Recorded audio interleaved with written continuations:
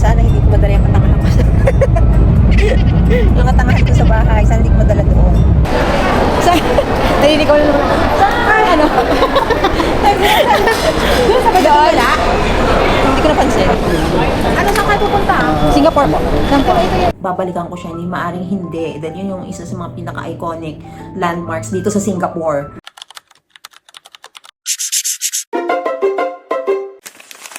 Alam mo ba yung feeling na excited ka pero kinakabahan ka rin at the same time? Ayan, ngayon lang ako. Ilang oras na ako nag-aayos ng aking maleta. Ano ganang nangyayari? Yes, first time ko magta-travel mag-isa. At international pa. Ako, sana hindi ko madala yung katangahan ko. Yung katangahan ko sa bahay, sana hindi ko madala doon. Amin natin naman ako minsan. So this is going to be a challenge. Tama-tama 14 na ako, kailangan ko matuto. Natutala, hindi na ako marunong mag-commute. Siguro pinaka-malayong solo travel ko rin mula Lipa hanggang Maynila. So ngayon, international na. So I'm going to Singapore today. And sa totoo lang natatakot ako. Baka mamaya, alam mo na, or kapag lalo na sa airport pa lang, kinakabahan na ako. Kasi usually kapag nagta-travel kami sa international or local, at kasama ko yung mga kapatid ko, kasama ko asawa ko, kasama ko yung mga kaibigan ko, sumusunod lang ako sa kanila. Hindi ko na tinitingnan yung mga dinadaanan. Susunod na ako. Hindi ko na tinatandaan yung mga kung saan papapasok, ganyan. But this time, it's going to be just me. I have to figure it out on my own. So sana kayanin ko na. Sana naman hindi ako mukhang ingot-ingot na. Yes, I'm excited and kinakabahan na rin ako sa trip ko na to. Hindi ko alam kung ano ang naghihintay sa akin doon. I'm just so thankful na pinayagan ako ng asawa ko. Love you too. Wow! Almost 5 o'clock na nakarating kami ng NAIA Terminal 3. 3:30 ng hapon na kami umalis ng Lipa at medyo na-traffic pa kami papunta dyan. Mabuti na lang din na nakapag-online check-in na rin ako, which is lagi ko naman talagang ginagawa kapag may travels kami. Mabuti na rin yung medyo maaga para just in case magka-problema sa loob, meron pa akong time para ayusin mga dapat ayusin. And here I am saying goodbye for now sa aking baby na mamimiss ko. Hindi naman halatang sobrang bigat ng bag ko, no? Ilang kilo kaya to? Stay there. Wait lang. Pati na rin sa aking super supportive na hubby. Thank you so much, my love. Bakit nga ba naglakas loob ako mag-solo travel? Alam nyo kasi, since magpo-40 na ako, gusto kong subukan yung mga bagay na matagal ko nang gustong gawin. Independent ako in some aspects, oo, pero hindi ako sanay ng mag-isa. Dati kasi every time na magta-travel kami, tagasunod lang ako. Wala akong ginawa kundi mag-picture, mag-video. Yun lang yung ginagawa ko. And then susunod lang ako kung sino yung nagli-lead sa amin. But this time, it's gonna be just me. Walang ibang magli-lead, walang ibang magdedesisyon, walang ibang responsable kundi ako. Sabi nila boring daw mag-travel mag-isa. Well, we'll see. Sanay din naman ako minsan na wala akong kausap. I don't think being alone would be a problem. Yes, I have doubts, I have fears, pero alam ko sa sarili ko na matapang ako at kakayanin ko to.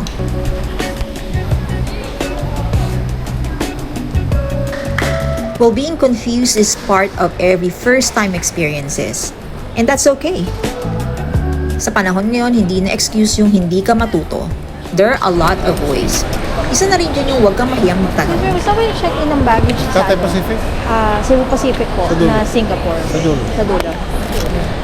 Isa pa sa nakakatawang experience ko dyan ay nagkamali ako ng pila. Sabi na nga ba, hindi pa nakakalayo eh. Katangang na agad eh. Buti na lang may nakita akong kakilala. Ito ko yung schoolmate ko na elementary. Nakaskip ako ng lines. Ayan. Thank you so much. Kaya CR. CR muna. May ihingi na ako. Hindi, papasok muna ako.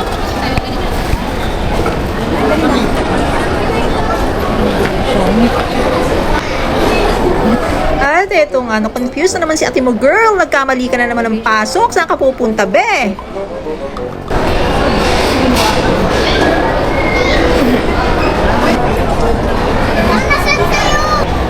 Ito na naman ako.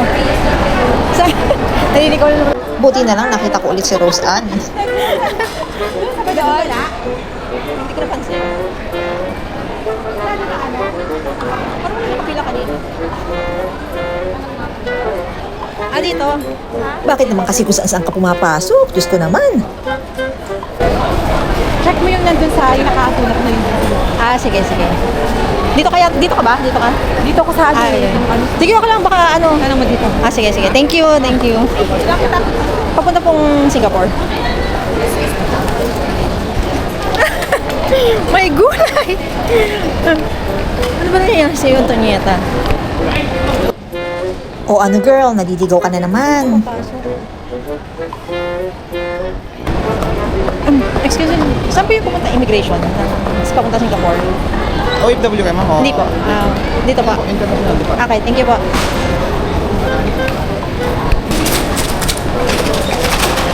Hindi naman halatang kinakabahan ka na.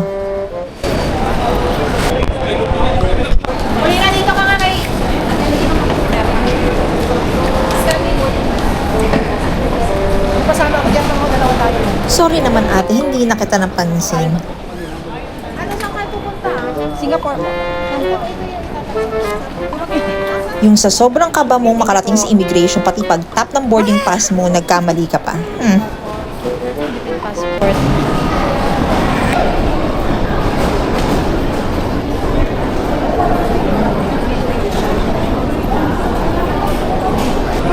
Yung pag-tap, ano ba yan? Ay, kunti na lang. Nakalampas na ako ng immigration. My God. Ang tinanong lang sa akin ay kung ano daw trabaho ko ngayon. Sinabi ko na virtual assistant. So mamaya ako itutuloy. Kasi ngayon nasa scanner naman ako. At sa wakas, nakahinga-hinga na rin ako dito. Ang dami naman kasing immigration horror stories kahit pa meron kang travel history. Pagdating ko ng boarding gate, nakasarado pa siya. Ang dami pa naman naghihintay dyan. Akala ko masyado lang ako maaga, pero hindi ha, halos. Pero kulang-kulang 2 oras na lang flight na namin. Excuse me po. Tama po, gate 116? Parang close po. Saan po may CR? Saan po ang CR? Na malapit? Sa tayo. Okay po. Thank you po. Yes po. CR nga muna ako. Close pa eh.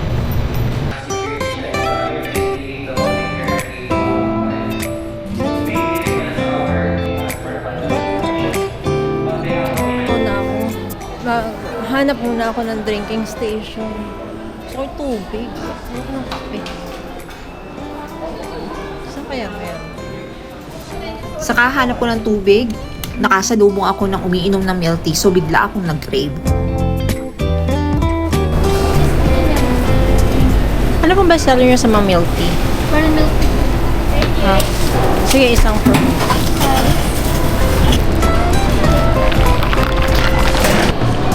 $25% lang sugar pero sakto na sa akin.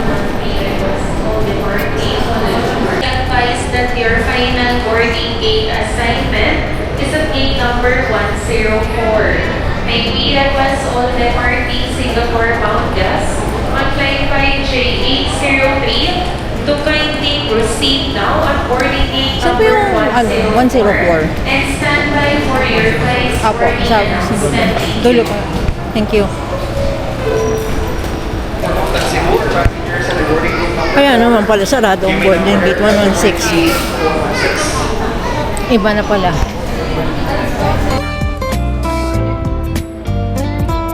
More or less 1 hour din kami naghintay ng flight papuntang Singapore.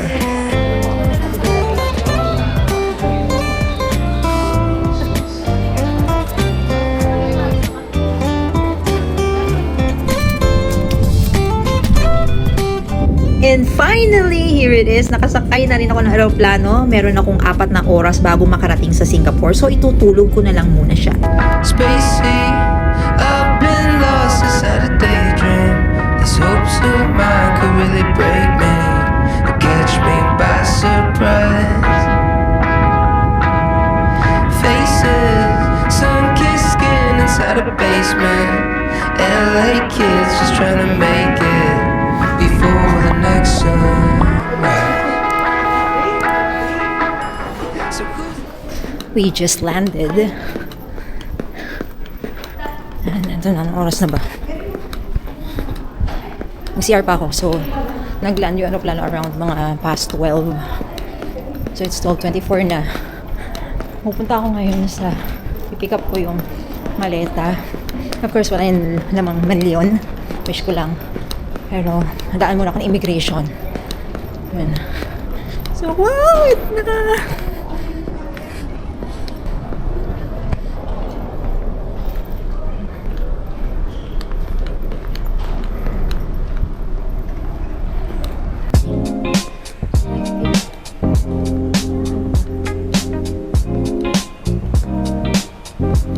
Uy! Ano ah?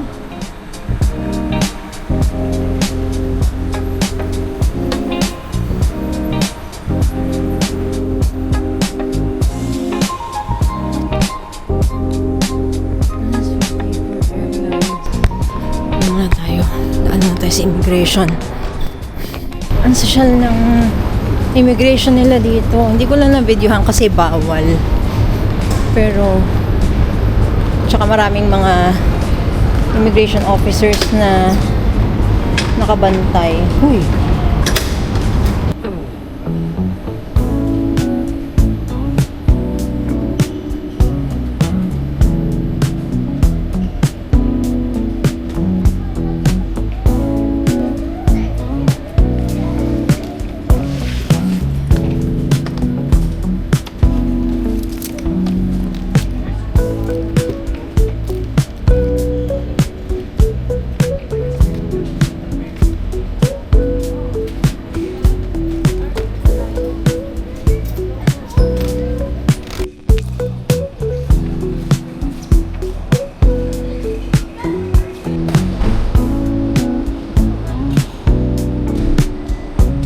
Pinto na talagang kinamoyan ko.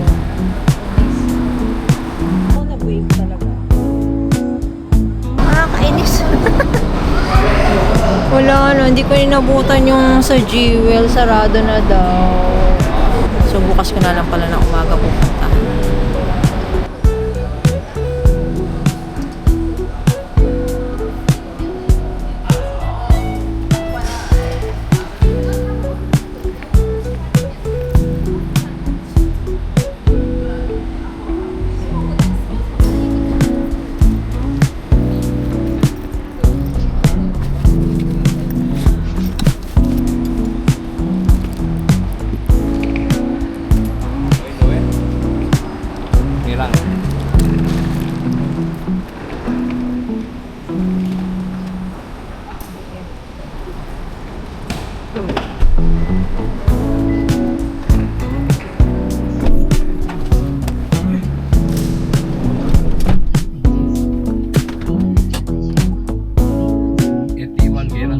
Yes, sir. 却紧紧闭着里面，这多出来的水与煤气，还有家务辛苦费，是不是该算一算？明月以为自己挺着呢。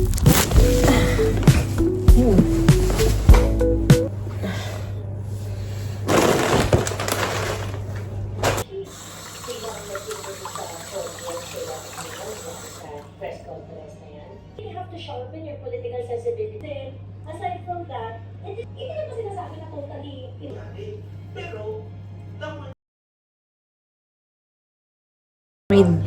May kasama palang drinking water dito. Oh, yeah. Taman-tama din ako. Lalabas at malamig siya. Malamig. And the rice cannot be blurred, okay? Hindi kasi we want to build a nation with reliable government. Lang ha, yung mga nagsasabi dito na parang okay si Bob, no? Luta tayo. Is it good governance? Kung hindi mo kaya, And collagen. so, good governance. Na dapat nag-handle yan. Diba? Alright guys, sa tomorrow ko na kayo kagwentuhan kasi sobrang napagod ako. Tingnan ko muna kung meron akong work today. Hindi, sinabi ko naman na hindi ako available ngayon. So, bukas na lang. Siguro ngayon magpapahinga muna ako. Good morning, Singapore! Wala lang. I'm just so happy kasi after so many years of planning, na magpunta dito. Finally, this is it. This is really is it. Oh my God, I'm just so happy. Yun lang. Oh my God. So, ito yung view ko. Ito yung view ko dito sa bedroom. And that's my view. Okay na rin, di ba? Ito palang hotel na napuntahan ko. Hindi ko alam kung... Kasi naman, bakit kasi niniwala sa mga vlogger? Charot lang. Hindi, ito kasing hotel na puntahan ko, yung Hotel 81 Premier. Ito rin yung pang-premier. Pero bakit wala silang bidet? Wala silang bidet. Yun. Pero, as in, kadikit lang naman nung sa CR. Yung sa shower. Pero paano pag napoops ako, di ba? Yan. Yan. So, paano kung napoops ako? Pumunta pa ako dito sa shower para lang maghugas, di ba? Yun lang yung ayaw ko dito sa bedroom. Para sa akin, yung laki ng bedroom, okay na okay lang. Pero next time siguro, kung kasama ko na yung family ko, kasama ko na yung mag-ama ko, di ba? Hahanap na ako ng hotel na may bidet. Naku, lalo na si Samuel, hindi pwedeng walang bidet yun. So, what's my plan for today? Ito nga, nililista ko nga kung ano yung plano ko. Nililista ko na rin kung ano yung mga nagastos ko. Yan. And then, yung day 1, since hindi ako nakapagpa-picture at hindi ako nakapag-video sa Terminal 1 and 2, yung sa Jewel, sa Changi Airport, at saka yung Rain Vortex something, babalikan ko siya, hindi maaring hindi. Dahil yun yung isa sa mga pinaka-iconic landmarks dito sa Singapore. Kaya kailangan ko talaga siyang balikan mamaya. Pero hindi ko alam kung saan ko siya isisingit. Ano ba yung... Itinatanong ko pa si ChatGPT kung anong magandang puntahan ko ngayong umaga. Plano kong umalis ng 10 o'clock, pero baka dahil marami pa akong asikasunin, baka hindi ako makaalis kagad ng 10 o'clock, baka 11 pa. Pero ang nakalagay sa itinerary ko, mamaya na lang ko i-discuss sa inyo kasi hindi ko alam nasa listahan ko, kasi kaya nga nililista ko, diba?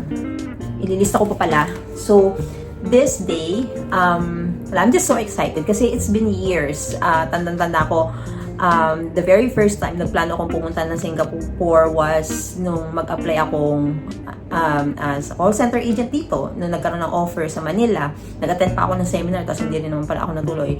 Tapos nag-apply ako sa agency, 2 beses yon. Isa din sa seminar, nag-apply ako, nag-send ako ng application, na nagpa-seminar yung isa sa mga companies dito na nagpunta sa Manila dati. Kaso hindi ako tinawagan.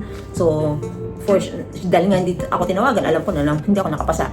And then, yung second time, yung sa agency, na nagpapaalis sila ng mga call center agents to Singapore, at hindi rin ako nakapasa. So, it's okay. Ang sumunod nun, nung naging VA na nga ako, so medyo nag-okay na ang finances, nagplano kami last 2019, tapos 2020, yung trip. Kaso hindi natuloy due to COVID. So, yun nga. Kasama ko dapat nun yung 2 kong kumare. Yun. At hindi nga kami natuloy. So, nirefund ko rin yung mga pera nila. And then, nagplano rin ako nung, kailan ba? 2021 yata or 2022. Kaso, naiba naman yung plano namin mag-asawa. Naisip namin na magpatayo na lang ng bahay. And then, I kept thinking about it na makabalik dito. Sabi ko, soon. Yun. Na palagi ko sinasabi din sa kumari ko na yung every time sasabihin ko sa kanya na gusto ko plano na magpunta Singapore. Kaso hindi natutuloy. So, this time, tinry ko talaga. I tried my best talaga na pili lang yung mga taong pinagsabihan ko para na huwag na may evil eye. Para na matuloy siya. And it worked. Diba? It worked na the less people na nakakaalam. Yun. Mas natutuloy siya. Na talagang, oh my God, that's something na I think growth para yun sa akin. Kasi, ako kasi pag na-excite ako, announce dito, announce dyan, yung ganyan. Pero, ngayon, ang ganda kasi natuloy siya kahit konti lang. Bukod sa family ko, of course, yung mga ilang kaibigan din ako napagsabihan. Finally, I'm here! At ngayon nga, ang target ko ngayon ay makapaggala-gala. Oy, on a Friday. At saka ngayon ko lang mararanasan yung although may work ako, dala ko yung trabaho ko dito. As usual. So, yung kasama ko palagi. Pero less na yung trabaho ko ngayon. Kasi nawalan din ako ng client. Bahal lakas na loob, nawalan ng client nakapag-travel pa. Kasi pagbalik ko naman, kasi babawi rin naman ako ng boga, no? Kailangan ko rin makapag-ipon kasi soon gusto ko ulit makapag-travel. let's wrap up for today. And mamaya ikikita ko pa sa inyo lahat ng mga pakikita ko pa sa inyo lahat yung mga madadaanan ko, yung mga mapupuntahan ko para lang masamahan nyo ako. Yan, sa napaka-exciting na trip na to. See ya!